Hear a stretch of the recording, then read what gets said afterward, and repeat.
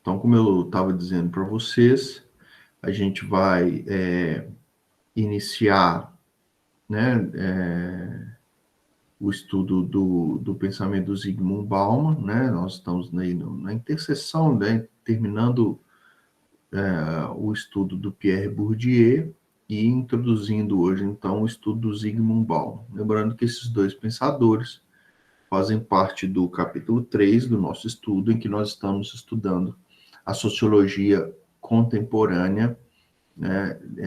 Nós já vimos o pensamento do Norbert Elias, a sua ideia de tese de interdependência, vimos também o Pierre Bourdieu, e vamos concluir de forma bem sintética aí o pensamento do Bourdieu, e vamos tratar das primeiras noções da sociologia do Bauman, tá? E aí, como eu disse para vocês antes da gravação, nós vamos também fazer uma atividade que você vai registrar no seu caderno. Você não vai mandar hoje. Eu estou vendo aqui no chat a Sara perguntando, né, se é para mandar hoje. Você não vai mandar hoje, você vai deixar registradinho no seu caderno. E aí, depois de deixar registrado no seu caderno, eu vou passar outras questões também. Quando tiver concluído todas essas questões, aí sim você me manda que eu vou corrigir e vou lançar uma notazinha aí referente a trabalhos, tá bom? Eu vou preferir passar trabalhos assim, trabalhos que vocês respondam questões de forma discursiva, né? Por escrito, para que vocês possam também ir treinando, gente. Treinando escrever, né? A gente sabe que as provas estão todas de múltipla escolha, nesse período de quarentena, e a gente precisa de não deixar, não se desacostumar a responder também questões de forma escrita.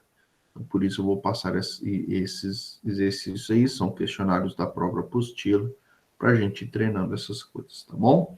Bom, então nós terminamos a aula passada na página 56 da apostila de Sociologia, tratando do pensamento do Pierre Bourdieu. E nós vimos, de forma bem especial, como que o Pierre Bourdieu ele amplia o conceito de capital desenvolvido por Karl Marx. Ele vai dizer que o que regula as relações dentro de uma determinada sociedade não é só o capital econômico, o dinheiro, vamos dizer assim, os bens, a riqueza. Existem outros tipos de capital também que também exercem poder, exercem um papel de dominação e de competição entre as pessoas de uma determinada sociedade, né? E aí, para isso, ele lança mão do conceito de campo. Então, você tem dentro da sociedade vários campos, várias esferas de atuação, vários ambientes em que existe um exercício de poder ali envolvido, né? E neste campo você tem várias formas de exercer subordinação, domínio, influência, e ao analisar esses campos, ele levanta outros 3 tipos de capital, né? O capital cultural, o capital social e o capital simbólico. Nós fizemos exercício sobre isso, né? A nossa atividade avaliativa oral envolveu a gente tentar aplicar esses conceitos, e eu acredito que isso tenha deixado para vocês as coisas um pouquinho mais claras, tá bom? Na próxima página, a gente vai encerrar o pensamento do Pierre Bourdieu, tratando o aspecto da violência simbólica. Então, o que é a violência simbólica? A violência simbólica é toda espécie de dominação, exercício de poder, de controle, de subordinação que acontece num determinado campo a partir dos capitais que são trazidos por ele. Então, por exemplo, né, quando você sobrepõe alguém, vamos supor que um professor em sala de aula, tá bom? Professor em sala de aula, quando ele trata com arrogância a pergunta de um aluno. Se alguém vier aqui me trazer uma pergunta de sociologia e eu desdenhar da pergunta, tentando demonstrar a superioridade do meu conhecimento sobre o conhecimento do aluno, eu estou exercendo uma espécie de violência simbólica, porque eu estou usando o meu recurso de capital cultural, que no caso é um conhecimento que eu tenho da minha formação, para exercer força, para exercer domínio, né?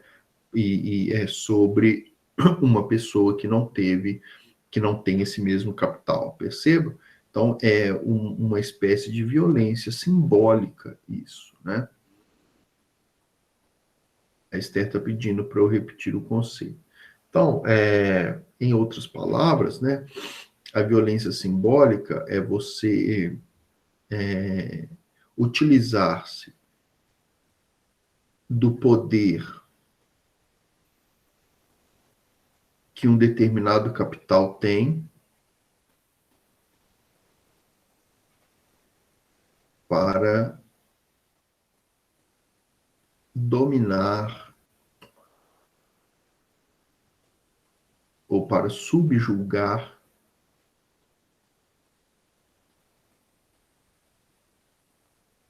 dentro de uma certa relação de poder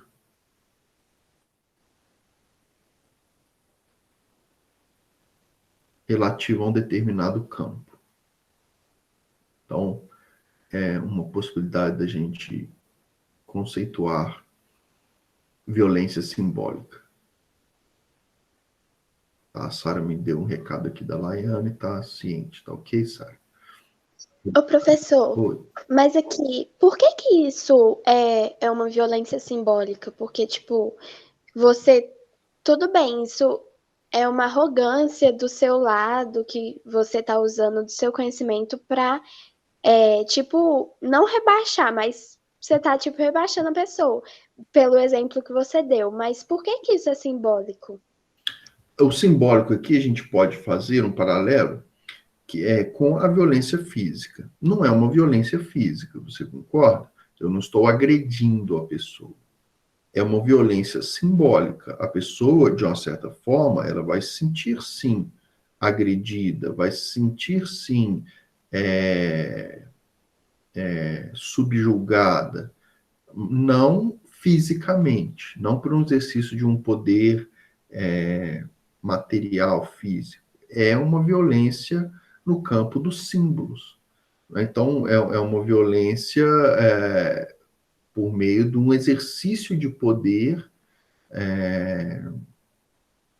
que não é tão claro assim. Perceba? Como é, por exemplo, de eu pegar um aluno ou de um policial pegar um detento e segurá-lo e amarrar as suas mãos. Então, seria uma violência mais explícita, né? Ou alguém que é mais forte bater em alguém mais fraco. Então, uma violência muito explícita, uma violência óbvia, uma violência física, né? A violência simbólica ela é mais sutil. Então, a pessoa às vezes recebe uma tiradinha, alguma coisa, que sinaliza um exercício de poder, uma intenção de demonstrar superioridade, mas que isso não é tão explícito assim como uma violência de forma física. Então, ela é simbólica, né? As pessoas percebem que há um jogo de poder ali envolvido, percebem que há um exercício de dominação, mas ele é muito mais sutil do que né, do que um exercício disciplinar sobre os corpos mesmo, numa atitude de força física, tá bom? Então, essa violência simbólica, nós podemos expandir a reflexão para os tipos de capital, né? Então, eu dei um exemplo aqui de uma violência simbólica aplicada ao capital cultural, mas você pode aplicar a violência simbólica no campo do capital social? Pode, sim, pode. Né? Então, você tem, por exemplo, pessoas que criam uma rede de, de, de contato, criam um grupo que vai se organizar para ser um hater de alguém, para levantar fake news, ou um grupo de amigos que se reúnem para fazer bullying contra uma determinada pessoa. Então, perceba que é uma violência simbólica que lança a mão do capital social. Então, uma pessoa que tem muitos amigos, tem um grupinho de amigos, e ela quer praticar bullying contra uma pessoa do colégio, por exemplo, que é mais tímida, que fica mais isolada. Então, ele usa o poder do grupo, o poder das suas redes, para exercer uma violência que, às vezes, não é física, eles não necessariamente vão bater no menino, ou vão cometer algum crime de injúria, de calúnia, de difamação, mas vão criar um ambiente hostil para que aquela pessoa se sinta diminuída, violentada, desrespeitada, né, ofendida, tá bom? Então, né, podemos aplicar isso ao capital cultural, social e propriamente ao capital simbólico, tá? Então, essa é a última reflexão que eu queria trazer com vocês sobre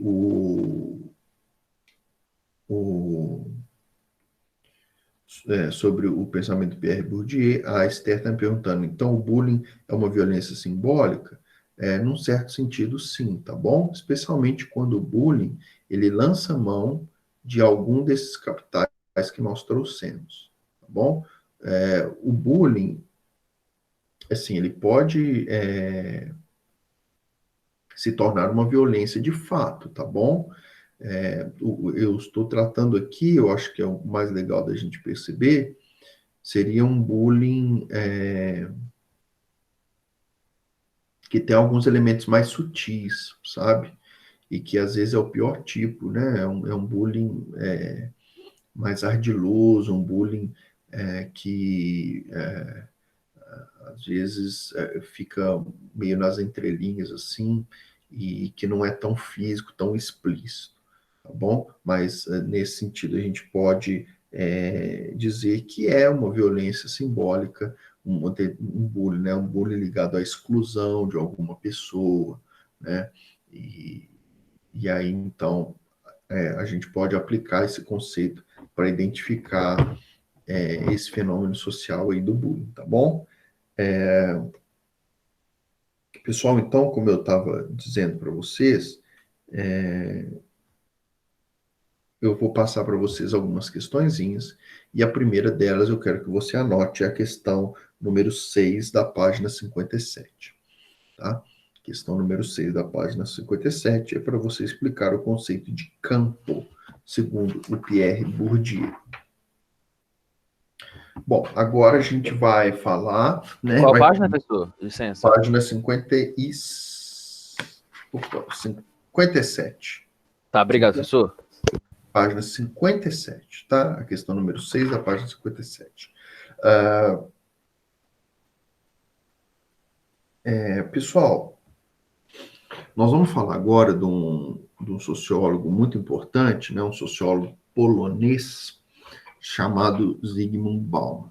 E este sociólogo, ele é muito conhecido pela definição que ele traz de modernidade líquida. Então, ele vai analisar a cultura contemporânea e vai perceber que a estrutura social, o pensamento que caracterizam a vida contemporânea nas civilizações ocidentais é marcada por uma característica que ele vai chamar de liquidez. E o que isso quer dizer? A liquidez, ela vai fazer oposição à solidez. Então, nós temos dois períodos distintos na história. Nós temos um período de uma modernidade mais sólida e nós temos o período de uma modernidade mais líquida, tá bom? O Lucas está aqui no chat perguntando, a questão é justamente essa, tá bom, Lucas? Explico com você de campo, essa que é a atividade aí, tá?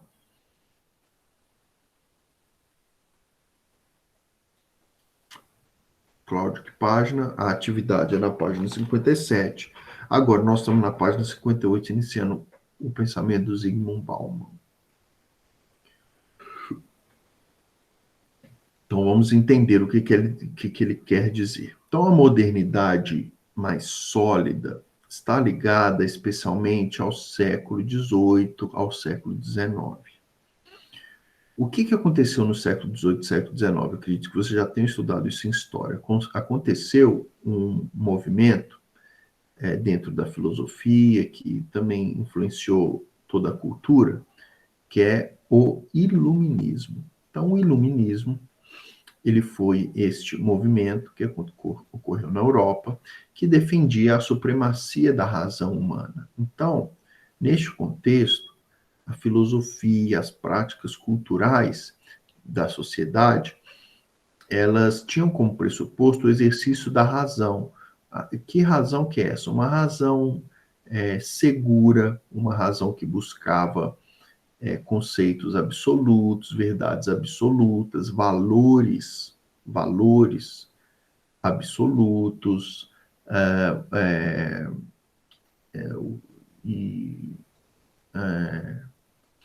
então isso dava uma solidez, uma segurança. Então a palavra solidez aqui está nesse sentido de uma rigidez que traz segurança, estabilidade, tá bom? Por quê? Porque tinha uma ideia de uma racionalidade que dava um conhecimento humano seguro, bem embasado, as leis como provenientes de uma razão inquestionável, no sentido de ser absoluta, de ser confiável, de ser segura. Então, isso, né, os valores familiares, os valores da sociedade como algo mais rígido, mais tradicional, mais bem fundamentado, né, civilizacionalmente, historicamente, etc. Só que, a partir, né, do século XIX, século XX especificamente, Zygmunt Bauman vai identificar que há um processo de derretimento dessa estrutura sólida. E aí, então, ele vai dizer que agora a modernidade não é mais sólida. Agora, a modernidade ela é líquida. O que ele quer dizer com esse conceito de liquidez? Ele quer dizer que, a partir da filosofia, do desenvolvimento da cultura, em geral, agora a razão não é mais esse princípio sólido. A razão ela é relativa, ela é mais questionável, os valores que a civilização via carregando, eles começam a ser profundamente questionados, o que é o bom, o que é o certo, o que é o verdadeiro. Então, tudo isso é colocado em xeque, né? Nós temos isso muito presente na filosofia do século XX e nós temos isso muito presente nas manifestações culturais, inclusive, do século XX, né? Movimentos como o movimento dos hippies, dos punks, que vão questionar os valores que eram tidos como absolutos, tá bom? E aí é inserido na sociedade essa ideia de liquidez, porque a liquidez não é algo muito fluido, algo que muda muito rápido, é algo que você não consegue dominar, e é algo que consegue obter várias formas, né? Então, a Esther está dizendo, rompimento dos padrões clássicos é uma dimensão da liquidez da modernidade. Então, você perde referências, né? Você não tem mais tantas referências.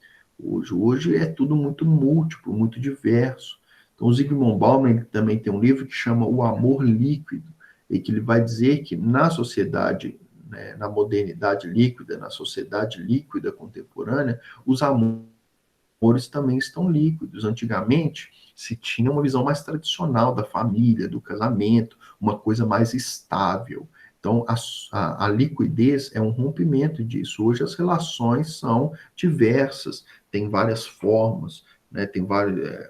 Você tem, por exemplo, na lei brasileira, uma alteração recente. Até alguns anos atrás, família era um conceito da nossa lei, né, do nosso, da nossa legislação, que era uma definição de homem, mulher, que se reuniam, né, que uniam os seus bens, que realizavam um contrato baseados num vínculo afetivo. Hoje em dia, o conceito de família, estou dando um exemplo prático disso, ele se liquefez, ele se desfez, ele se tornou líquido. Hoje você tem na própria legislação brasileira uma abertura maior para a família. Então, a família pode compor, por exemplo, casais homoafetivos. Tem uma discussão grande na ética sobre a ideia de poliamor, né, que tem uma tentativa de quebrar a ideia de um casamento monogâmico, ou seja, se haver consentimento e um homem quiser casar com duas mulheres, ou uma mulher casar com dois homens, se houver consentimento das partes, isso poderia ser aceito. Então, são discussões novas que são trazidas. Então, perceba que um conceito sólido, como o conceito de família, ele se tornou líquido, ele começou a ser questionado, ele começou a ganhar várias formas. Essa é a característica do líquido, né? A água, se eu colocar a água neste copo, ela vai obter a forma deste copo. Se eu colocar a água, sei lá, num suporte desse, ela vai preencher todo o suporte com a sua forma. Então, a ideia de liquidez é a ideia de possibilidade de múltiplas formas, de adequações, né, Pessoal, como se fosse poder modelar a qualquer situação. Exatamente, exatamente. Então, essa maleabilidade das relações, da vida, dos ideais, dos valores. Hoje em dia, a pessoa fala, olha, ninguém mais questiona assim, como era muito discutido anteriormente, qual que é uma discussão, por exemplo, quais são os valores que vão conduzir à vida justa ou à vida correta. Hoje em dia, ou a vida feliz, né? O que fazer para alcançar a felicidade? Qual é o padrão ético da felicidade humana? Então, as coisas passam a ser relativas, exatamente isso, Esther. É isso que ele quer dizer com modernidade líquida, tá bom? Essa relativização, essa quebra de paradigmas, essa desengessamento, vamos dizer assim, né? A modernidade sólida era uma realidade mais engessada, os costumes, as tradições, os amores, as relações eram mais fixas, mais seguras, mais estáveis, porque estavam baseadas em uma noção de racionalidade mais absoluta, universal, fixa também. Então, quando começa a questionar, começa a oferecer uma visão mais relativista do mundo, também as relações passam por esse processo de mudanças, de adequações, e hoje nós vemos como que os costumes mudam muito rápido nas nossas sociedades, né? Como que vão surgindo novas tribos urbanas, novos tipos de manifestações, de ideais, e isso gera, pessoal, uma grande insegurança nas pessoas, né? Uma grande insegurança, já que nós não temos mais o que se apegar, algo sólido a se apegar, as pessoas sofrem também com isso, né? E aí nós temos hoje uma quantidade absurda de pessoas estressadas, uma quantidade absurda de pessoas deprimidas, uma quantidade absurda de suicídios ocorrendo. Por quê? Porque há uma falta há uma quebra, uma falta de estabilidade nas relações. Por exemplo, antigamente a pessoa tinha uma profissão, se formava naquela profissão e passava a vida inteira assim, trabalhando naquela profissão. Hoje em dia, as coisas são muito mais dinâmicas. Você pega o campo de trabalho, às vezes a pessoa já transitou por 2, 3, 4, 5 profissões diferentes, né? Eu, por exemplo, sou advogado, também sou administrador de empresas, já trabalhei como advogado, já trabalhei em gestão de empresas, sou professor, já fui professor de educação cristã, já fui professor de sociologia, já fui professor de teologia, já fui professor de... Então, perceba que há uma liquidez maior, inclusive, das atividades profissionais, né? Hoje em dia, as pessoas atuam em várias áreas, há uma maior abertura, uma maior maleabilidade da vida. Então, isso, por um lado,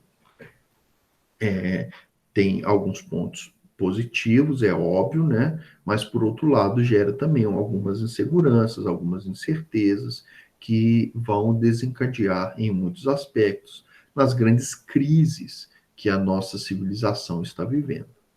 Tá ok, pessoal? Então, essas são as ideias aí do Zygmunt Bauman, né?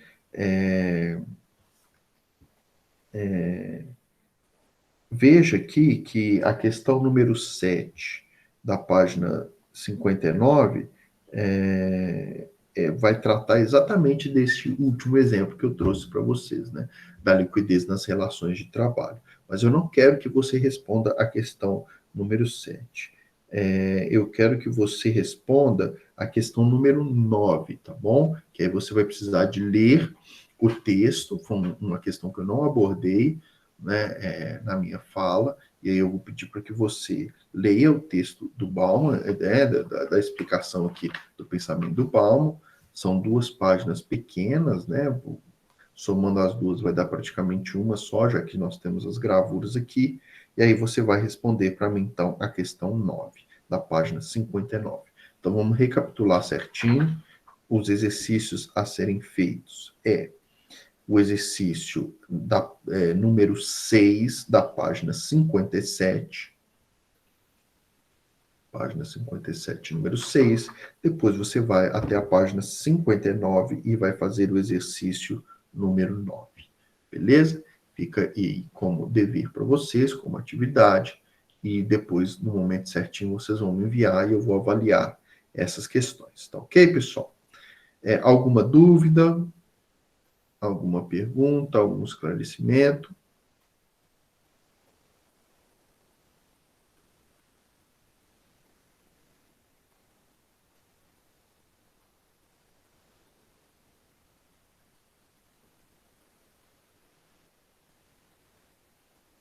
Então, certinho. A Esther já colocou aí no chat os exercícios. Tudo ok? Então, pessoal. Então, se tiver ok aí para todo mundo, me mande aí um ok no chat. Quero ver o ok do pessoal. E aí nós encerramos a aula. Então, a Maria Eduarda, a Mariane já me deu um ok.